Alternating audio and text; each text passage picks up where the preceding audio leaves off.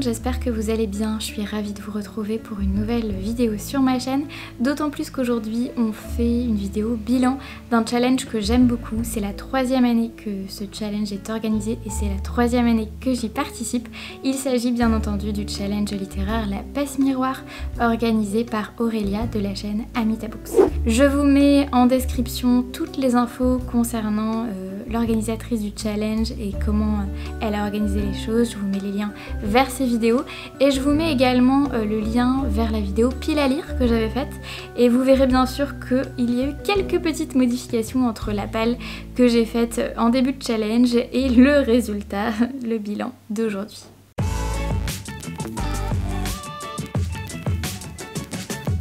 Vous commencez à me connaître, en général non seulement j'arrive pas à finir les piles à lire que je me prépare, mais en plus de ça je suis spécialiste du remaniement de la pile à lire et vous allez voir que c'est totalement le cas pour ce challenge. Les catégories que je n'ai malheureusement pas pu lire, ça a été les jardins botaniques, donc tout ce qui était nature, écologie ou fleurs, le bazar de Babel, donc mon dernier livre acheté, le mémorial, une relique de ma palle qui va rester une relique encore un peu. La cantine de l'école, c'était tout ce qui tournait autour des animaux, ou de la cause animale, éventuellement du végétarisme. Les sans pouvoir, un livre peu connu, peu apprécié ou choisi au hasard. Médiana, un livre historique sur le passé ou le voyage dans le temps. Le sans peur, sur la santé mentale, la maladie, le handicap, ou alors la différence, la confiance et l'acceptation. Les Lords de Luxe, c'était tout ce qui était autour de l'été, soleil, chaleur, astres, etc.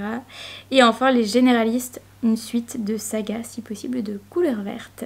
Et j'avoue que j'ai deux grands regrets, entre guillemets, de livres que je n'ai pas eu le temps de lire parmi toutes les catégories que je viens de citer, et les généralistes en font partie puisque j'avais prévu de lire le 3e tome de La Passe Miroir, évidemment.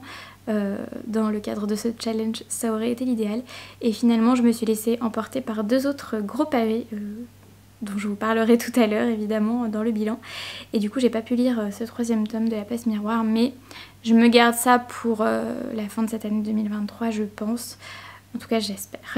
Le deuxième regret, c'est que j'avais réservé un manga à la médiathèque pour toute la catégorie qui tournait autour des animaux. J'avais beaucoup envie de lire le manga La Fille du Temple au Chat, en tout cas découvrir au moins le 1er tome, parce que c'est écrit par un mangaka que j'aime beaucoup, qui a écrit Insomniac, une série que j'ai découvert grâce à Alex Bookin en Prada et que j'aime énormément, autant les vidéos d'Alex que le mangaka dont je vous parle. Et du coup, la personne qui l'avait emprunté à la médiathèque est toujours en train de le lire, elle ne l'a pas encore rendu, et du coup je ne l'ai pas eu entre les mains pour l'instant, donc pareil, ce sera sûrement pour la suite et fin de cette année. Je vous fais pas un détail complet de tous les livres que j'avais mis dans telle et telle catégorie et que j'ai pas pu lire. Je vous renvoie, si vous le souhaitez, vers la pile à lire que j'avais faite pour que vous puissiez comparer entre la palle d'origine et la palle finale si vous le souhaitez. Alors là c'est la séquence où vous avez totalement le droit de vous moquer de moi, puisque sachez que quand j'ai commencé à filmer la pile à lire du challenge, le mois de juillet était déjà bien entamé et en fait je n'avais pas du tout fait attention aux lectures que j'avais déjà faites en juillet et qui auraient totalement pu entrer dans ce challenge. Du coup je les ai intégrées après coup. Et du coup parmi les lectures que j'ai intégrées, il y avait le tome 9 de Spy Family. Du coup j'ai remplacé le livre de Jérôme Loubry que j'avais prévu de lire pour la catégorie Café Théâtre par ce tome 9 de Spy Family grâce au mot-clé policier, puisque du coup on est sur une enquête et donc ça rentrait plutôt bien dans cette catégorie. Et j'ai pu lire du coup le tome 10 qui lui était bel et bien prévu pour la catégorie Le Tramoiseau avec comme mot-clé un livre court, donc ça rentrait plutôt bien là-dedans. Et pour ce qui est de Spy Family, je vous invite à voir mes précédentes vidéos si vous voulez en savoir plus sur ce manga. C'est un manga qui est drôle, mignon et plein d'action, et si c'est des mots-clés qui vous interpellent, n'hésitez pas à vous jeter sur cette série de mangas. L'autre petite modif que j'ai faite après coup, où j'ai intégré un livre que j'avais déjà lu en juillet et du coup qui m'a permis de remplacer une autre lecture, c'est le premier tome de Histoire de moines et de robots de Becky Chambers. Et ce qui est marrant, c'est que quand j'ai filmé ma vidéo pile à lire, je vous ai dit oui, dans la catégorie Transcendium pour le mot-clé SF, je vais mettre le tome 2 de cette duologie. Mais en fait, j'avais déjà lu le tome 1 en juillet. Et du coup, j'ai mis le tome 1 à la place et je me garde le tome 2 pour la fin du mois d'août, je l'espère. Trêve de remplacement et modification. Pour la catégorie L'école de la bonne famille, j'avais prévu de lire ce livre-là et c'est bien lui que j'ai lu. Il s'agit du petit pavé de Thiliez qui s'appelle Il était deux fois. Je l'ai lu pour le mot-clé découverte d'un auteur puisque c'est le premier livre de cet auteur que je découvre et ce qui est amusant, décidément je n'ai fait que des erreurs lors de ce challenge, c'est que en fait ce livre-là est le tome 2 du manuscrit inachevé. Voilà, donc je n'ai pas lu le manuscrit inachevé, mais fort heureusement on peut lire ce livre-là tout à fait indépendamment et juste à la fin il y a des petites écritures à l'envers qui ont un lien avec le manuscrit inachevé, mais heureusement Thiliez nous prévient juste avant, il y a une petite note de l'auteur à l'envers, elle aussi, qui vous dit que ça, c'est la révélation, c'est le spoil du manuscrit inachevé, donc du premier tome, et il nous précise que si on ne l'a pas lu, pas la peine de lire la fin. Et donc je ne me suis pas spoilée, je n'ai pas lu les toutes dernières pages parce que je me suis dit que du coup peut-être un jour je lirai le manuscrit inachevé et que je ne voulais pas me spoiler. Pour la catégorie l'amphithéâtre, on pouvait lire un livre de poésie, du coup j'ai choisi ce recueil de poèmes de Rupi Kaur que j'ai enfin sorti de ma bibliothèque. Il s'agit de Lait et miel, Milk and Honey en anglais, de Rupi Kaur que vous connaissez peut-être. Et j'ai un avis assez mitigé finalement sur ce recueil que j'ai lu assez vite. C'est un recueil de poèmes en vers libre.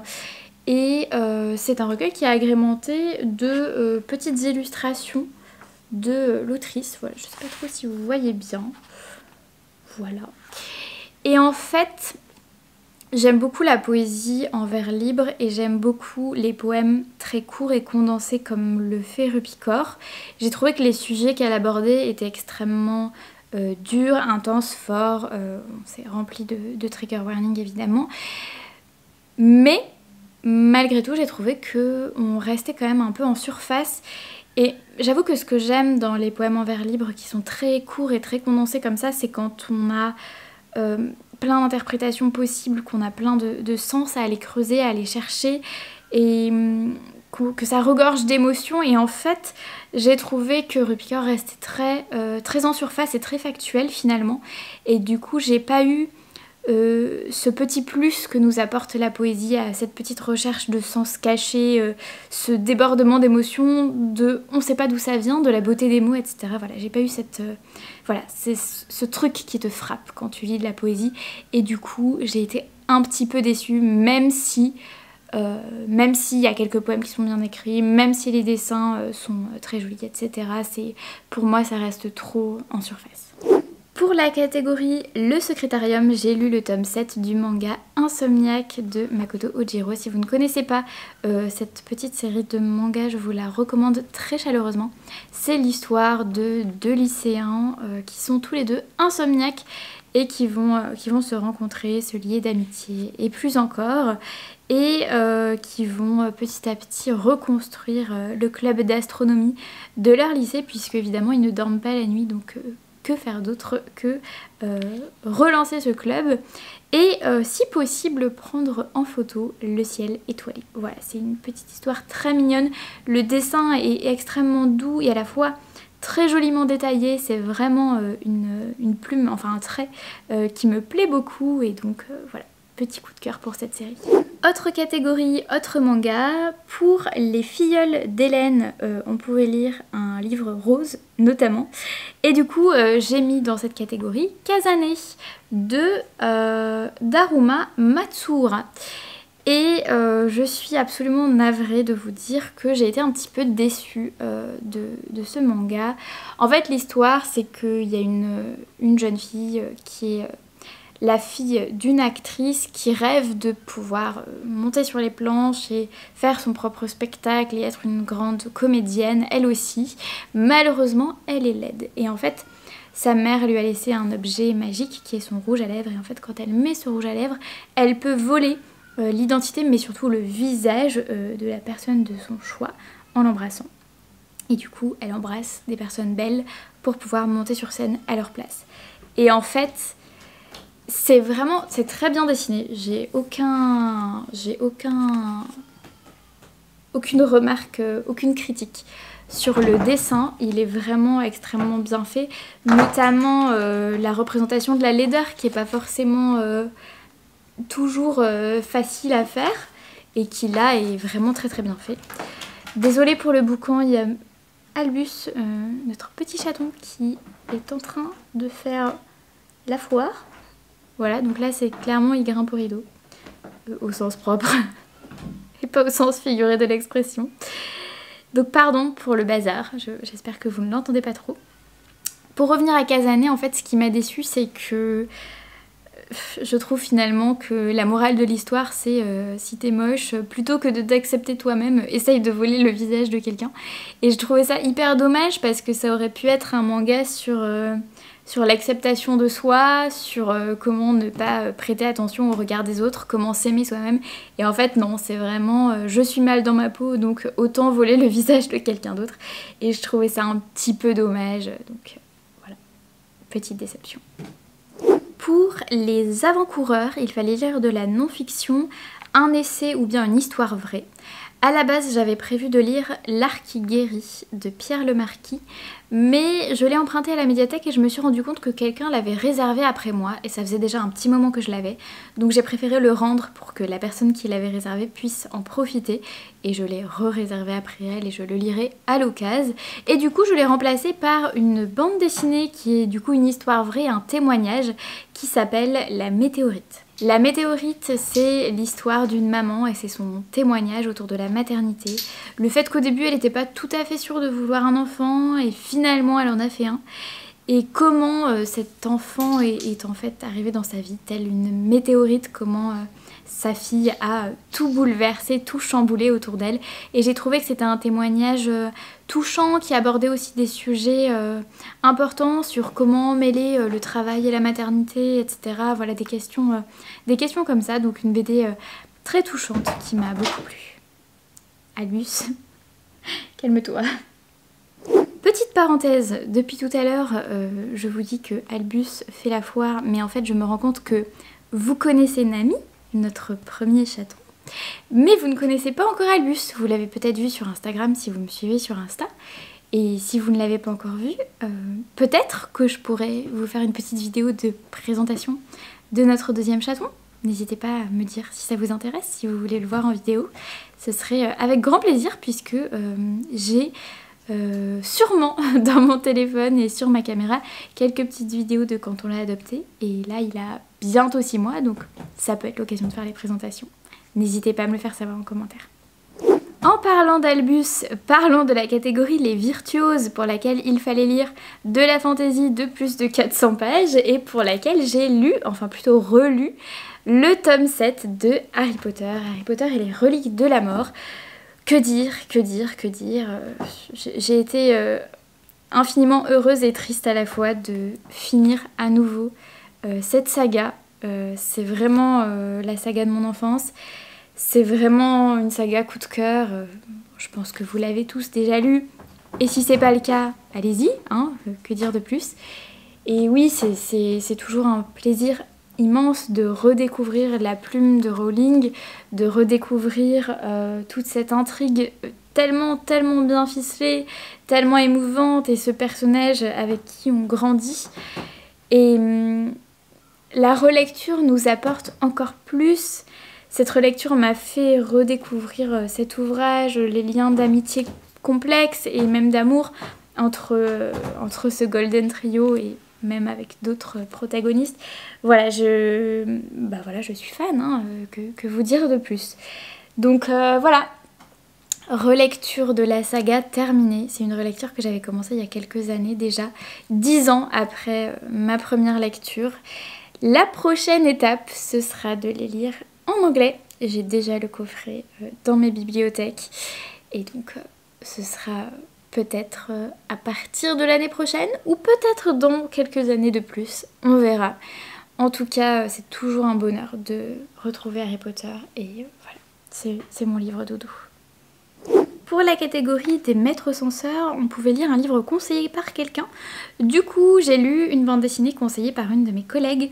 Cette BD s'appelle Incroyable et elle est plutôt mignonne, ma foi. C'est l'histoire d'un petit garçon qui veut absolument aller voir le roi pour qu'il lui trouve un sujet d'exposé. Et en fait, ce garçon est tout particulier, il est plein de tocs. Il est absolument fasciné par le fait d'apprendre plein de choses différentes. Il fait plein de petites fiches chez lui sur tous les sujets possibles et inimaginables, et en fait il ne sait pas quel sujet présenter à son exposé et il se dit je vais carrément aller demander au roi de me donner un sujet pour que son sujet ait un sujet, le sujet du roi, ait un sujet d'exposé. Voyez. Du coup c'est tout mignon et en même temps c'est très touchant parce que ce petit garçon a avec lui une petite boîte de conserve avec un petit cœur dessus et on comprend qu'il prend cette boîte pour sa maman. Je ne vous en dis pas plus, mais c'est évidemment très très émouvant. Donc une belle découverte, une belle plume aussi par les dessinateurs. Et donc voilà, très sympa. Et enfin, pour terminer ce bilan, la dernière catégorie que j'ai lue, c'était celle du professeur Wolf. Et pour cela, il fallait lire un livre noir ou bien un livre autour de la communauté LGBTQIA+. Et j'ai réussi à combiner les deux en lisant la bande dessinée Peau d'homme. Je sais pas si vous entendez, il y a une voiture qui passe avec la musique à fond et avec des grosses basses. Voilà. Mais de toute façon, c'est toujours soit ça, soit des travaux, soit le chat qui fait bazar, soit un scooter. C'est systématique dans toutes les vidéos que je tourne, j'ai l'impression. Donc il fallait qu'elle arrive, cette voiture, et il fallait que Albus fasse le bazar. C'était obligé. Revenons à nos moutons, la catégorie du professeur Wolf. Un livre noir ou un livre autour de la communauté LGBT. Et j'ai réussi à faire les deux puisque j'ai eu le plaisir de découvrir la bande dessinée Peau d'homme, qui a été un vrai coup de cœur. Graphiquement parlant, le dessin est vraiment très chouette. Et en termes de scénario, c'est hyper bien construit et évidemment en termes de représentation, c'est absolument génial. En gros, Peau d'homme, c'est l'histoire d'une famille dont les femmes se passent une peau d'homme, littéralement, de génération en génération. L'objectif, c'est de pouvoir prendre l'apparence d'un homme et découvrir en fait le futur mari qu'elles vont devoir épouser. Puisque on est sur une époque où les femmes n'ont pas le choix, où c'est des mariages arrangés, etc. Et du coup, Bianca, la protagoniste de notre histoire, enfile cette peau d'homme et va à la rencontre de son mari. Et donc au début, elle est... enfin de son futur mari. Et au début, elle est totalement choquée par l'univers masculin, la vulgarité de chacun, etc. Et au plus elle va à la rencontre de son futur mari avec cette peau d'homme, au plus elle se rend compte de la complexité des relations entre les hommes, voire même parfois de relations homosexuelles. Et en fait, ce qui devait arriver arriva, son futur mari est en fait un homme gay. Et elle la séduit, mais avec son apparence d'homme, avec sa peau d'homme.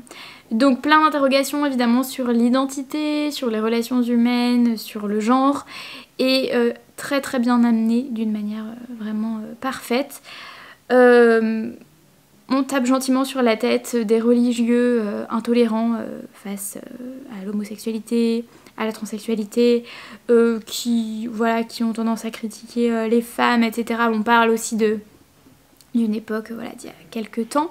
Et donc cette BD tape gentiment sur la tête du clergé et à travers le personnage du frère de Bianca qui est totalement, comment on dit, totalement religieux, totalement fanatique, voilà, je trouvais plus le mot. Et ouais, c'est assez amusant du coup de voir ce personnage qui dit que les femmes c'est le péché, les femmes c'est la chair corrompue, tout ça. Et vous avez à côté de ça sa sœur, donc Bianca, qui elle est à la fois femme et homme quand elle endosse cette peau d'homme, et qui en tant que femme à certains moments a totalement envie de tuer son frère dans la mesure où bon sang, en fait les femmes c'est pas ça. Donc voilà, c'est une BD à la fois drôle et finalement la moralité c'est soyez qui vous voulez être et juste laissez pas les autres vous atteindre et voilà, c'est une belle morale je trouve. Et du coup, cette BD a été vraiment un coup de cœur et si vous ne l'aviez pas encore lue, je vous invite très chaleureusement à la découvrir. Du coup, j'ai pris 2 minutes pour additionner tous mes points, pour comptabiliser tous les bonus plus les pouvoirs de famille et ça nous fait 375 points. Il y a des plus 10, plus 10, plus 10 partout parce que il y avait des bonus si on arrivait à matcher la couleur avec le thème, si on arrivait à lire des livres d'auteurs étrangers, etc. Des points en plus, pardon, si on arrivait à lire 5 catégories, bref, il y a des plus 10 partout. Et du coup, 375 points. Alors, si je reprends l'intitulé des paliers, ça fait que j'ai réussi à atteindre le 3e palier, à savoir le palier des scribes, de 201 à 300... Ah mais non, de 201 à 300 points. Attendez, il y a un gap entre le 3e et le dernier palier, puisque le dernier palier c'est 401 points et plus. Est-ce que ça veut dire que j'ai mal compté et que je peux pas avoir 375 ? De 201 à 300 points. Et le palier d'après c'est 401. Et ben je suis entre deux, voilà. Je suis entre le palier des scribes et le palier des gardiens. On va dire que je suis scribe. Scribe, scrupuleusement vous recopiez. Votre mémoire n'a d'égal que votre talent de retranscription. C'est tout à votre honneur. Mais saurez-vous retransmettre l'indicible ? Bah écoutez, vu le nombre de fois où j'ai bégayé, je suis pas sûre. Mais peut-être. Et voilà, c'est tout pour cette vidéo, bilan du challenge, j'espère qu'elle vous aura plu. Si vous aussi vous avez participé au challenge de la passe miroir, n'hésitez pas à m'en parler en commentaire, à me dire quelles ont été vos lectures. En tout cas, je vous souhaite d'en faire de très belles de lectures pour cette fin d'été. Profitez bien et je vous retrouve à la prochaine vidéo. Ciao!